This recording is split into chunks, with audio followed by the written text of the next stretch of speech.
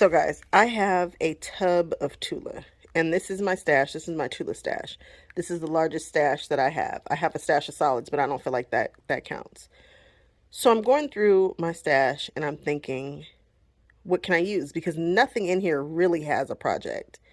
And the more I started to dig, the more concerned about cutting into my fabric I got. And so now I'm starting to understand how you guys have these huge stashes. Even though this fabric does not have a purpose. Now, some of it is just too small to use. Some of it would work. Then I was thinking, okay, I just need a focal fabric. I don't want to cut into my stuff, guys. I want to keep these flowers. So then I thought, well, maybe I can use my Queen of Hearts fabric, and I have it in the pink colorway, which is my favorite colorway. I'm not cutting this. Not right now. Nope. Not doing it. So I went to the store and I grabbed, they didn't have any of the focal fabrics. I was hoping they have all the background fabrics at the store that I went to. Today is National Quilt Store Day. So we're going to use these. I purchased this and I purchased this orange to go with it. And I have tons of background in here that I don't mind using because I have so much of it. But I can't believe how anti cutting into my stash I just was. Like, I was having a whole fit about what fabrics to use. So I'm going to grab a couple. We're going to make the pandas the focal fabric. And then I think this Tula pink right here, I have a ton of that, is going to be the background. And I think I can live with that. But I've got to work on myself in this stash box and really figure out what its purpose is. Is this my retirement plan? Because you know Tula fabric appreciates. We'll see.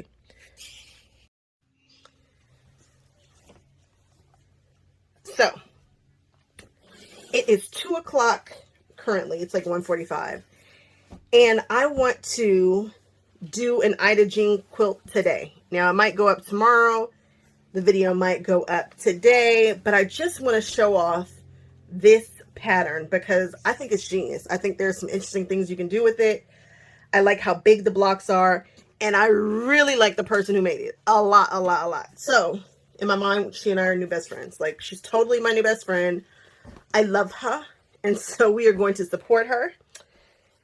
And we are going to figure out what on earth I can do with this quilt in just a few minutes. Actually, I've already thought about it. So this is going to be the background fabric.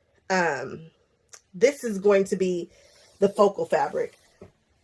The next time I revisit this quilt, it's going to be very, very well thought out. I just was trying to kind of pull some stuff that I already had just to get this video up with the original version of the quilt. I am going to zhuzh this pattern up in the weirdest way ever. We've talked about it. I thought it through. I know what I want to do. And it's going to be very me. It's going to be quite a zhuzh. So for this one, I just want you guys to see what this quilt can do just straight out the gate, how it is intended to be used and how pretty it can be. So let's get into it. I need to finish this quilt very, very quickly. We're going to do the baby size because, again, I am just doing this quilt to show you what the original can look like. We've got some Tula pink fabrics with a little bit of grunge that we're going to put in those little corner spots. Let's get into this.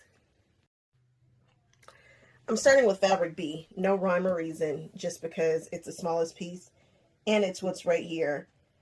I have thought about which layout. It comes in 2 layouts. I actually prefer the second layout, but because my fabrics, because actually it's just that blue fabric that I've chosen. Actually, that's not true. My focal fabric and that blue fabric, I can't be rotating it. I've got to think it through. And so we are going to just do the original layout, which is also dope, and how I fell in love with this pattern in the first place. So we're going to do the traditional layout, and we'll talk about that more in a second. But first, I'm just going to cut the strips for B. I'm going to cut up all the fabric, and then we'll come back. So for strip B, again, I'm making the baby quilt. After you cut it, I am just going to take off this selvage here. Just a little bit of the selvage has got to go. And then we are going to subcut this one. into 2 strips.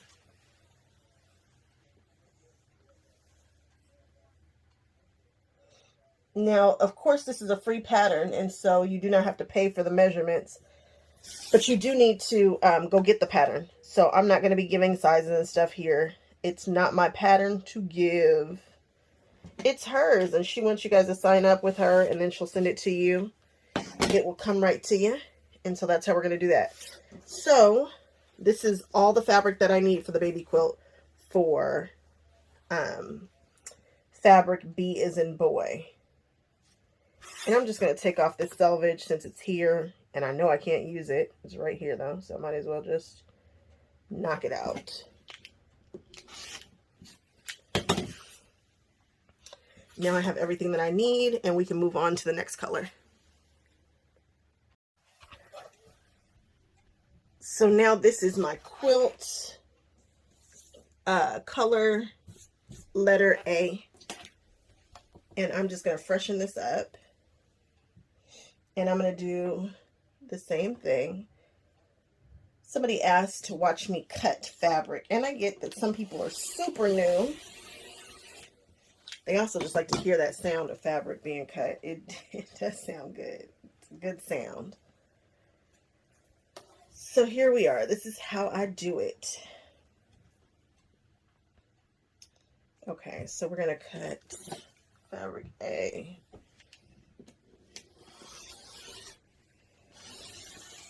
I have no idea why I have so much of this particular blue fabric, so I'm glad that I'm getting a chance to use it, because apparently I just own things for funsies. I tell you, Tula fabric, I have some solids, but solids I really don't think count in my world because I quilt with solids, but I have a whole tub the same size as that Tula fabric as I do with the solids. That's full, and that's solids and ombres. They're both in there. Stuff that pretty much reads as a solid, and my grunge. So whatever leftover grunge I have. That's why we always make sure that we close our rotary cutters, because that could have been a very bad accident. Okay. And that's all of that fabric that I need. All right. I haven't used this fabric in forever. And I know I say life is too short to use multiple fabrics, but this is what the store had. So this is what we're doing. I use this on my By Annie seatbelt cover, which I love. And I get a lot of compliments on it. It's very comfortable. All right, let's see.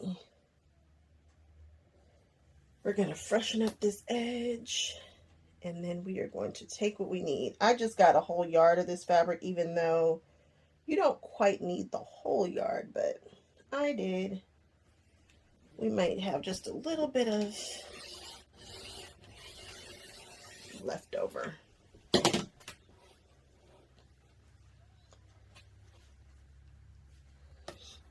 Okay. Now we are going to rock and roll with this.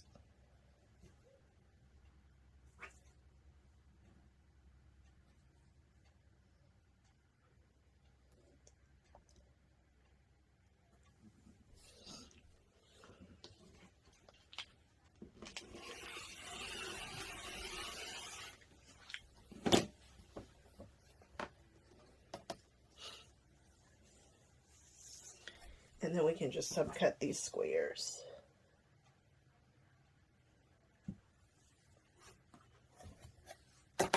Again, for this free pattern, check out Sylvia Rochella. I wonder if I just said that right. She giggles when I say it. Who knows? Who knows? But I tried. I can spell it. So I'm just going to subcut these guys. I love to switch out my rulers and use multiple rulers, but for this particular project, we really don't have to be using up all the rulers. I'm sure I'll probably get on you guys' nerves with that. Like, why do you keep switching rulers? Well, I got a bunch of rulers. I might as well use them. I like to have the ruler for the job. So I do. That was a terrible sound. This is going to be cute focal fabric. I'm pleased. This is going to be really cute focal fabric. I love this collection. I felt like this collection was specifically made for me. Your girl loves black and white, if you didn't know. Oh, that sound, my gosh. All right.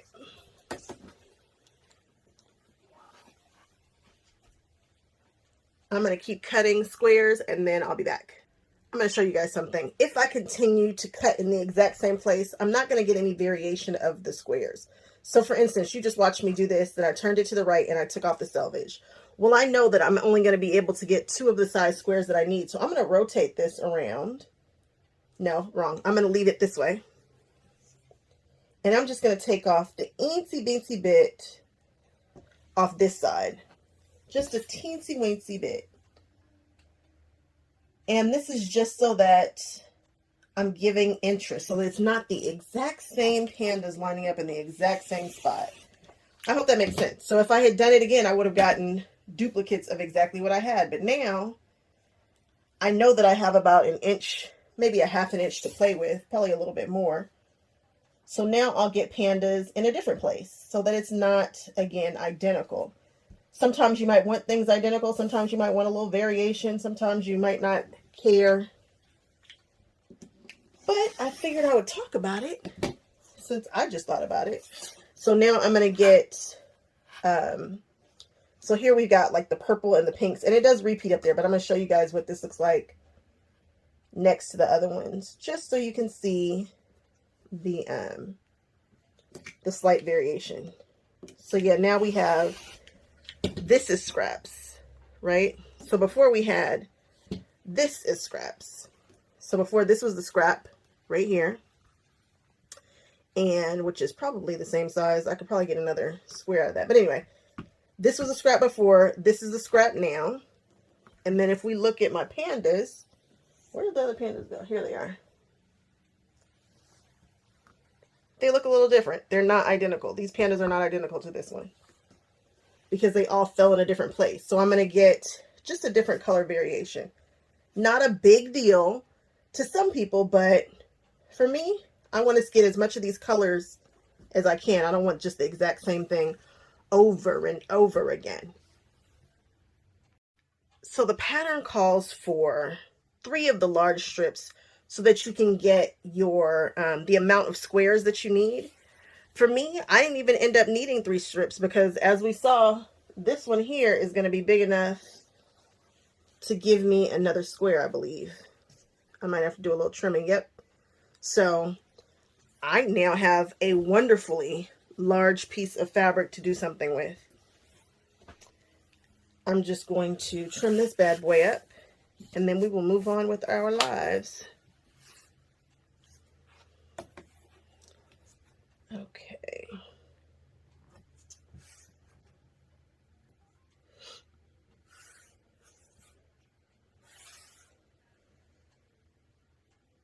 Yes, it looks crooked on the green mat, but the ruler says we're good. The ruler says that we got action. All right, so now we have all of our focal fabrics cut up. Nice. Let's move on to the next one. Now we are jumping into our background fabric. I really like this background fabric. I have not used it since very, very, very, very early in my journey. Before I even knew who or what Tula Pink was, I just thought, hey, this is a good time. This is some good time fabric. And now we have this. I think I'm going to hit this with the iron just a little bit. I don't always do that. I know you guys talk about me for that, but I'm going to do it here because I think it's just going to buckle too much play. So I have cut 2 of the larger strips that we need. And now I'm just going to take one last cut, and this is working with this background fabric. And then we are going to be cooking with gas. I have no idea what time it is.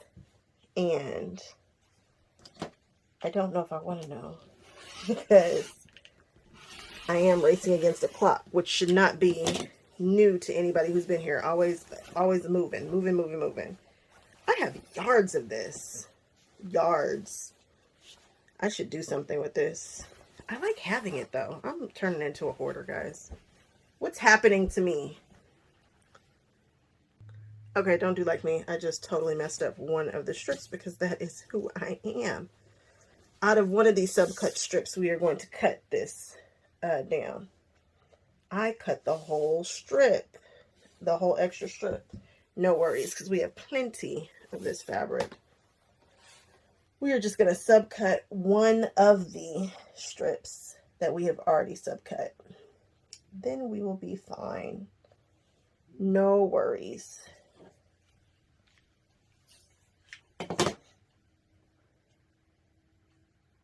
No worries. Okay. I'm going to show you all the pieces for everything so that you guys know where we are with this. Okay. I'll be right back. So for our background fabric for this baby quilt, we have one large strip.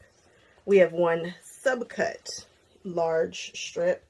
We have one subcut smaller strip. And then we have a width of fabric of the smaller strip. That's for the background. For our focal, which is fabric C as in cat, we've got 9 focal squares here. Oh, this looks like a good time together, right? Doesn't it look like a good time? Love it, love it. So for fabric C, which is our focal fabric, we have some 9 squares here. Nice. I thought it might be helpful to see what's going where. So for our fabric C, that's this big guy right here. For these white cream strips, that's going to be our background. For fabric A, these are going to be our fabric A. So we've got one with the fabric strip there.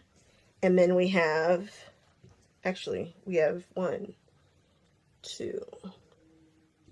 We have 2 with the fabric strips there. Then we have a subcut strip here. Nice. And then for our fabric B, which is just these cornerstones, we've got a punch of color to go with it. So let's see what this comes out looking like. All right. So the directions say grab a width of fabric A strip with a background strip and sew with a 1/4 inch seam allowance, cool and press seams to fabric A. I can do that. Here we go. Let's do that. Oh, multiples. Okay. Doing it now. So now the directions say grab another fabric A and grab, that's a subcut A, and grab a subcut background. Yep. And sew it. And this is just for the baby and the throw size. So now we're going to sew this real quick. Okay, so that is done. And we're going to press this to the A, which means I'm going to put the A facing up, which is this little, this blue piece. And then we're going to press it back. And I'm just, oh, that's so pretty. Ooh, gorgeous. Your girl loves a rainbow.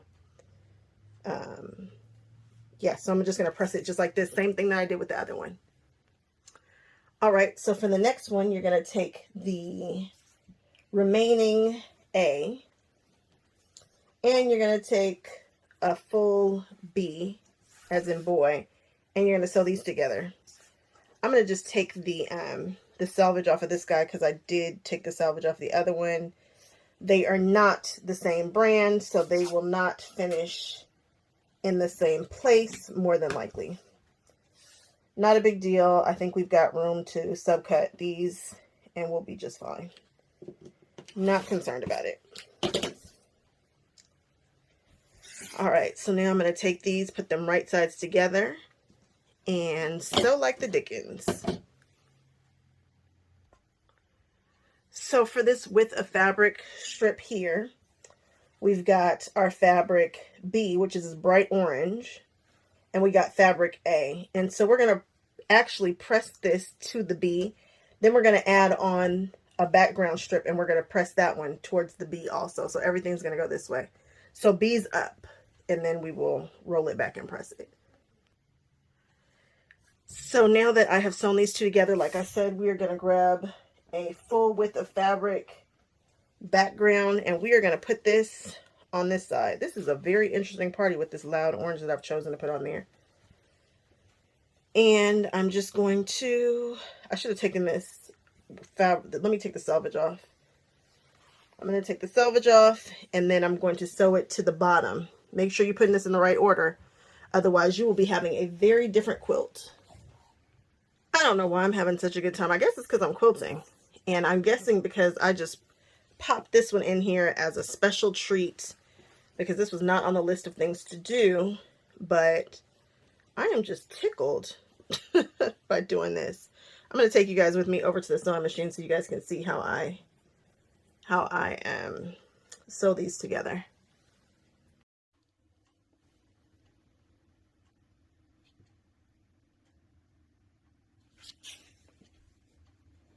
So I'm just going to line these up the best way I can. And that looks good. And we are going to drop that presser foot.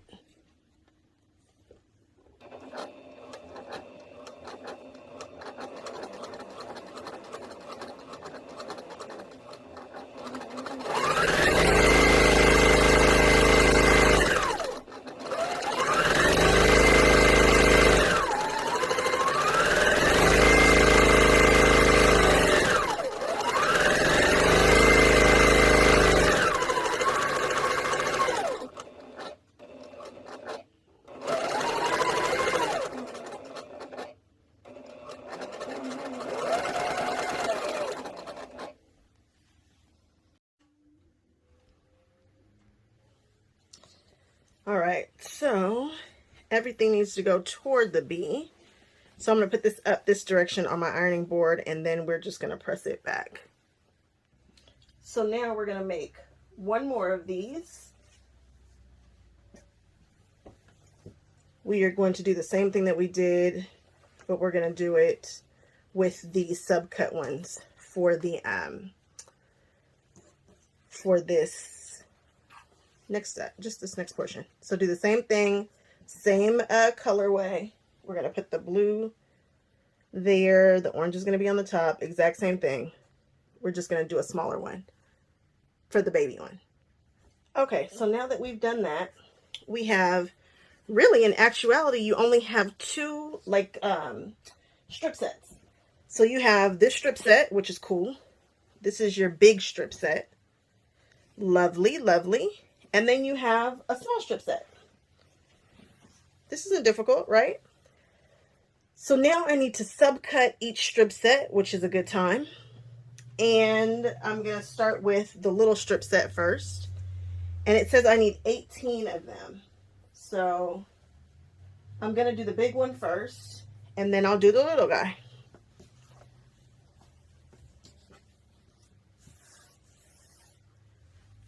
So I'm going to grab this. I could use that big ruler, but I'm not. I'm going to use a smaller ruler for this. It just be easier for me. First thing I did was take off that selvage. And now we're about to just get loose and have a good time. I'm going to put on some music, not for you, but for me. And I'm going to subcut like nobody's business. Oh, I love this together. Don't you just love when your colors are good? All right, 18 of these for the baby. No worries. I believe I was able to get 12 out of that full strip. And remember, I need 18. So I think I can get 6 out of this without worrying about. This right here is matched up perfectly. But I know at this end right here, nope, that came out perfect too. All right, so all I need here is, what did I just say? I don't know, but I'm going to just cut this all up. What else am I going to do with it? So you know how sometimes your strip piecing and your instructions give you a little wiggle room and it's not a big deal? For this one here, your subcut strip, you need to make sure that you have accurately pieced it because you're going to need the entire strip. So right here, I've got a little overhang. I'm going to make that work. But what you want to be sure that this, it's a little more accurate at this strip than it is that one right there. The top is accurate, but I didn't pin it. You guys, be accurate on this strip because you need every last bit of it. Be accurate. I'm going to make it work, but I was accurate on there, but I needed every last inch of that. The longer strip, well, you have a little bit of play if you left in the selvage, which I don't think I did. So we're going to see how this all works. Let's just hope I get as much as I need. All right, let's see what happens. So for these strips here on that long one, I was able to get 12. Ask me why I'm holding on to this because I'm not sure if I'm going to have to find myself with an opportunity presenting suddenly, which would be an oops. I'm going to do the math real quick and see if I have enough fabric to get exactly what I need here. Or if I need to undo this one and pin it so that it gives me, I don't know. We'll see. We'll see what I can do. If I can get how many I need. If I got 12 here, we're doing 18. I guess I need 6. So I'm just going to do a little math and I'll be right back with you. All right, so we're about down to the moment of truth to see if I've got what I want. Now, I put a whole bunch of heat and some starch on this bad boy a moment ago, just to give it a little warm encouragement to, just to give it a little bit of warm encouragement to be the best it can be. And you guys like when I tell the truth about what's happening, so I am going to see if we have what we need. We have enough to do it. So it lands, I can see a slight gap right here, but I can take that up in the seam allowance. So this is the truth about my sewing. You see that little overhang right there? It's causing just a little issue right there, but I can make that work. So we are good. Let's move on. Now comes the fun part. Easy peasy. We are going to take our focal block here, and we're going to take these smaller ones here, and we're going to put one to one side and one to another. I'm going to try to grab some different colorways. I don't know that I'm going to really pay attention to which color is where. I don't know that it's that serious. But I'm going to sew all these just like this. One's going that way, one's going this way. I'm going to pin it, and then we're going to press these seams open. Okay, so pin it, press the seams open, and we're going to do this 9 times.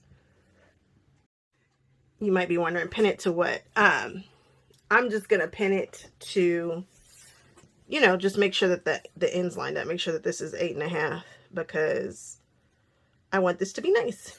So I'm going to just pin this side like this. There's nothing else to pin it to. I'm just going to pin it really quickly. And there we go. And then I'm going to, actually, I just pinned the back. I know that's weird, but I'm weird. So I'm going to pin the back, and then I'm going to sew that, and it'll be fine. So I have sewn all these blocks together, top and bottom, and now I'm going to flip them over. And she says to press the seams open. Where's my favorite press things open tool? Here it is. So I'm going to open these up just like this. And then we are going to flatten them out.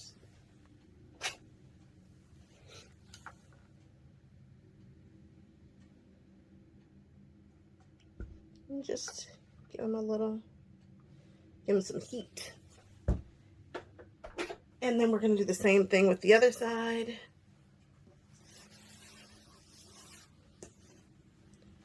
We're just going to open them.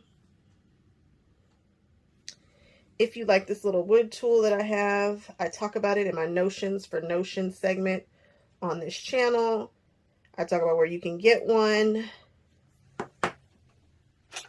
check it out because I think they're awesome. I love mine. I obviously use it a lot. I don't love to press seams open, but sometimes it's necessary. And I can actually feel the bulk right here. I can also feel the heat. But I can feel that bulk right there, so I can see why it's probably just best to press this open like what the pattern says. So after we do this, then we're going to grab our other blocks. And we will place them this way. And we'll place them this way. And these seams right here, that little corner is going to nest. So I'm going to definitely use my pins there and make sure that they come together the best they can. Okay? Wow, this is a big block. It's so pretty. This is a party block. It's a lot happening here. We're having a party. All right. We're going to put right sides together. And I'm going to look and I see the seams are going in opposite directions. Oh, actually, it's open. Interesting. All right, works for me. Not going in the opposite direction. Going the same direction on one side. It's all right. Okay. And then we're just going to pin this at the end so that we don't have sloppy blocks. This has made all the difference in my blocks stopping and starting in the right place. They don't always do it, but this helps tremendously. So I have pinned this and I'm getting ready to sew down. Pinning this here has really improved my accuracy with stuff stopping and starting where it's supposed to.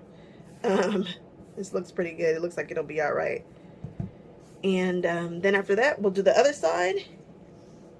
And I'm sewing with this side down. I'm going to try to mind the... I should have actually sewn with this side down because the seams are going this way.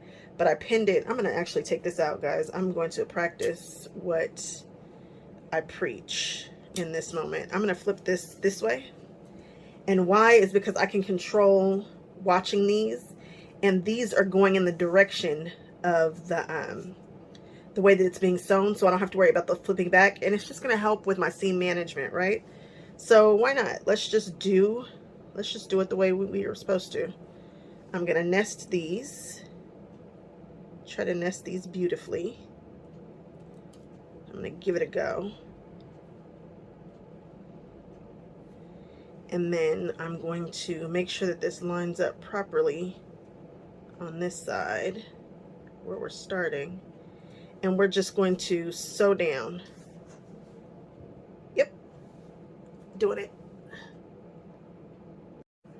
I'm actually putting a pin right here at the end too. I was like, shouldn't there be 2 pins in most blocks that I do? Most blocks I do at least 2 pins. And then I'm just going to sew down. Well, I've done both sides. And now the directions ask that I do it again, which is press these seams open. So I'm just going to grab my little wooden turtle here. There we go. And press these bad boys open. This is definitely double work, going through them with the wood thingy and then coming back with the iron, but honestly, I can't be burning up my fingers trying to open this up and run the iron through it. And once you put an iron on, it's kind of like you're asking it to stay, so you're setting it. So I'd like to set it properly before, you know, give it some encouragement to go the right way and all that kind of stuff before I add heat to the situation.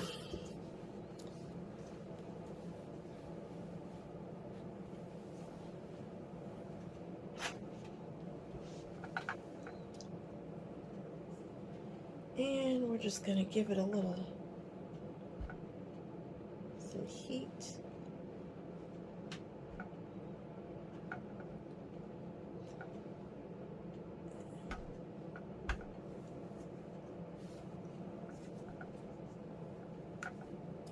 And we'll do the same thing with the other side.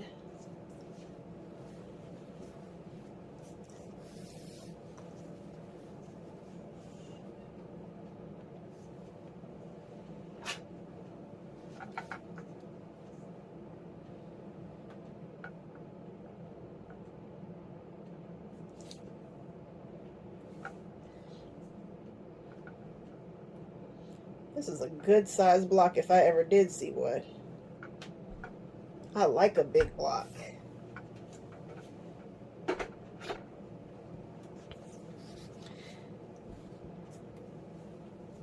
And there we go. Nice, beautiful points. This is a beautiful block. It's a little busy. You know, there's a lot happening here, but I'm okay with it. It's a party block. We're having a baby party. All right, I'm going to do that 9 more times, and then this guy will be done. Stick a fork in it. So at this point, I started at what, 2, and it is now 6, and I've done all the things as opposed to just sewing straight up. So take this timing with a grain of salt. All right, now we're just going to lay this guy out. Now, there are 2 different layout options that she talks about. Now, this one is going to be the one that I use because I chose to go with the traditional layout, even though I really like the secondary layout when you don't have anything going on in these corners, because don't look at the center block real quick. If you turn this, it has these meet up right here, and I didn't want this right here happening. This, I don't know, I didn't want to play that game. I wasn't sure if I was going to be able to live with it. So that is why I specifically made a decision not to put these 2 and do this layout, even though I think this layout is a good one, because these come to I think it's so cool. So, and if you have solids, you don't have an issue. You can just do your thing. Okay. So I am going to sew all my blocks together. It's 3, 3, and 3 for this layout because it's a little baby blanket. And then we can put a fork in this quilt and call it done. Done, done. All right, here goes nothing. I just realized I should give you more of what that secondary pattern does. So hopefully you can see this a bit. So it makes this block right here. And then this one you would turn this direction. So that makes the 2 there. And then this guy, let's see, he would go here. We're making a full orange block right here. And I think this is a really cool, pattern too. And then the other block would go where we make the block a full orange block here. And it gives you just a secondary pattern, which is cool. I like when things do that. They give you different ways of doing it. But again, this matching right here, I just didn't want to do it with this particular fabric. So we are going to, and then if you do it this way, you have to know you're going to do it this way if you have an actual focal image so that your image isn't facing the wrong side. So if I were doing that, for me, I would lay everything out before I sewed anything. Everything, the entire quilt out, and then pick up the pieces, and then I would sew the 2 sides so that I made sure that that focal image was right side up, because I could see how, I would be confused within 2.2 seconds. Even though it's not that complicated, I've met myself before. I know what it is. So how am I doing this? We're going to do this one. And I'm not being super duper picky, but I clearly see that this has more of a purple colorway. This has a warm colorway. This has more of a purple colorway. So I'm just going to, and hope that it all works out for the best. I'm just going to go with it. All right, here goes. So for these, for the rows, I press them one way or the next so that they intersect right here, which is great. And then for the rows going this way, I'm just going to press them either way. It doesn't really matter to me. I'm not going down this whole long row pressing stuff open. I don't want to. It's too much work. But I do like the idea of pressing these blocks open. I see why that works for this block. I like it. I like it. But these ones here, I just went right or left, and I made sure that I did it the opposite for the rows. And this quilt, we can stick a fork in it. Let me see, what time is it? It is, I have no idea what time it is. It's 7:30. So, and again, I have not just been working consistently on this. I've been kind of bouncing in and out. But I think this is a nice, if you've done this quilt before and you know what it is that you're doing, a couple hours, this quilt's done. Now, this is a baby quilt. I'm not saying you're going to do a throw in a couple hours, although depending upon how in detail you're going to get with it and whatnot, but I don't think, oh, what did just happen? I thought I was opening the quilt, guys. That was a fail. Here we go. There we go. This is a cute guy. All right, I'm going to press it and then take some pictures of it. And then when we revisit this pattern again, I don't know when it'll be. It might be next week. We're going to zhuzh this, and this will look very different than it looks right now. All right, I hope you guys enjoyed this. I'll see you guys on the next one.